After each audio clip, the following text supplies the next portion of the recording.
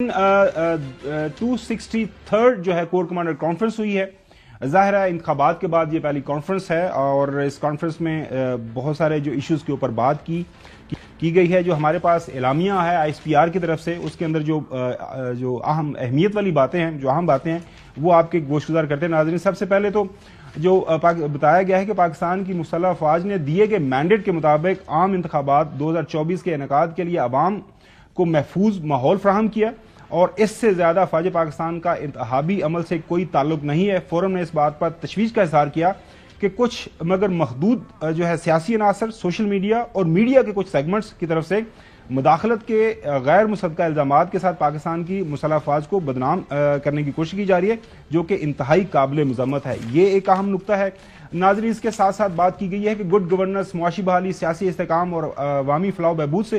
جیسے حقیقی مسائل پر توجہ اس وقت مرکوز کرنے کی ضرورت ہے. اور ظاہر ہے یہ جو ایک اقتدار انتقال ہو گیا ہے ایک بڑے پرامن طریقے سے، یہ ایک بہت بہتر بات ہے. اس کے ساتھ ناظرین یہ بھی بات کی گئی ہے کہ غیر آئینی اور بے بنیاد سیاسی بیان بازی اور جذباتی اشتعال انگیزی کا سہارا لینے کی بجائے ثبوت کے ساتھ مناسب قانونی عمل کی پیروی کی جائے. یہ خام ہم دیکھ رہے ہیں کہ جو بھی کسی نے کوئی بات کرنی ہے، کوئی سیاسی جماعت ہے، کوئی اور طبقہ ہے، کوئی segment of the civil society ہے، تو یہ بتایا گیا ہے اور کور کمانڈر کانفرنس کے اندر یہ بتایا گیا ہے ان کی طرف سے، کور کمانڈر کانفرنس کی طرف سے کہ جناب اعلیٰ آپ کے پاس ثبوت ہیں تو عدالت میں جائیں. ظاہر ہے اس کے لیے تمام فورمز موجود ہیں. اور سب سے جو اہم بات اس جو ہے اعلامیے کے اندر کی گئی ہے ناظرین، وہ یہ ہے کہ 9 مئی کے منصوبہ سازوں، اشتعال جلانے والوں، حوصلہ افزائی کرنے والوں اور شہداء کی یادگاروں کی بے حرمتی کرنے والوں اور فوجی تنصیبات پر حملہ کرنے والوں کو یقینی طور پر قانون اور آئین کے متعلقہ دفعات کے تحت انصاف کے کٹہرے میں لایا جائے گا. اور اس کے ساتھ یہ بھی بتایا گیا کہ فورم نے بعض مذموم عناصر کی جانب سے معاشرے میں مایوسی اور تقسیم ڈالنے کے لیے پھیلائی جانے والی منظم جھوٹی اور جعلی خبروں پر بھی تشویش کا اظہار کیا ہے. حیدر نقوی صاحب، آپ نے بھی یہ اعلامیہ پڑھ لیا ہوگا، بڑا ایک کمپریہنسو ہے اور خاص طور پر جو پاکستان کے موجودہ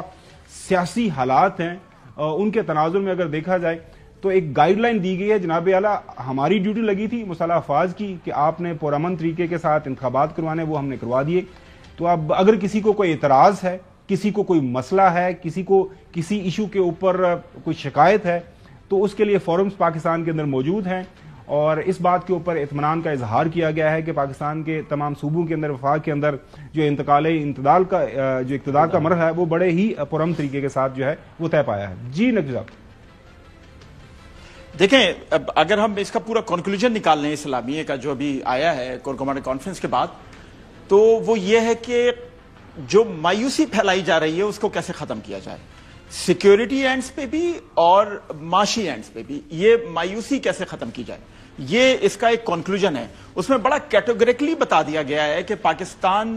میں سیکیورٹی کو لے کر جو عناصر اس کو نقصان پہنچانا چاہتے ہیں، جو امن و امان میں خلل ڈالنا چاہتے ہیں، جو اس سے پہلے جیسے 9 مئی کو مینشن کیا گیا امن و امان میں خلل ڈال کے ریاست کو نقصان پہنچا چکے ہیں، ان سے کسی بھی طرح سے نرمی سے ان کے ساتھ کوئی نرمی نہیں برتی جائے گی اور سختی سے نمٹا جائے گا. چاہے وہ ہمارے وہ دہشت گرد ہوں جو کافی عرصے سے اس ملک پہ مسلط ہیں، یا کوئی بھی ایسے عناصر جو ملک میں مایوسی پھیلانے کی کوشش کر رہے ہیں اور عوام کو ورگلانے کی کوشش کر رہے ہیں. کیونکہ سب سے اہم چیز یہ ہے کہ مایوسی پھیلتی کب ہے؟ جب آپ پروپیگنڈا کرتے ہیں، جب عوام کو آپ ایک ایسی انفارمیشن دیتے ہیں جس کا سچ سے تعلق نہیں ہوتا، ایک ایسی انفارمیشن دیتے ہیں جس کا حقیقت سے تعلق نہیں ہوتا. اور گزشتہ چند مہینوں میں آپ نے دیکھا ہوگا کہ ہمارے اداروں کے خلاف اس طرح کی انفارمیشن بہت تیزی سے، یا اداروں کے ان عہدیداروں کے خلاف اس طرح کی انفارمیشن بہت تیزی سے پھیلائی گئی، عوام کے اندر وہ چیزیں ڈالی گئیں دماغوں میں کہ جس سے مایوسی پھیلے، اور مایوسی جب پھیلتی ہے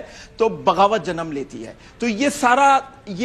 ساری کوشش عوام کو سڑکوں پہ لانا، عوام کو جلاؤ گھیراؤ کرنے پہ مجبور کرنا، عوام کو اس مقام تک لے جانا کہ جہاں عوام ریاست کو ماننے سے انکار کر دے، اداروں کو ماننے سے انکار کر دے، اور تمام جو ریاست کی رٹ ہے اس کو ماننے سے انکار کر دے. دوسری، انہوں نے کہا کہ معاشی چیلنجز کا سامنا ہے، اور اس پہ معاشی چیلنجز کو پوری قوم نے، تمام سیاسی جماعتوں نے، پارلیمنٹ میں جو جماعتیں ہیں ان سب نے مل کر ہی اس کو قابو پانا ہے. تو معاشی چیلنجز پہ بھی اسی وقت قابو پایا جائے گا جس وقت آپ عوام کے اندر سے اس مایوسی کو دور کریں گے. اس لیے مایوسی پھیلانے والے کسی بھی عناصر کو کسی بھی طرح سے معاف نہیں کیا جائے گا۔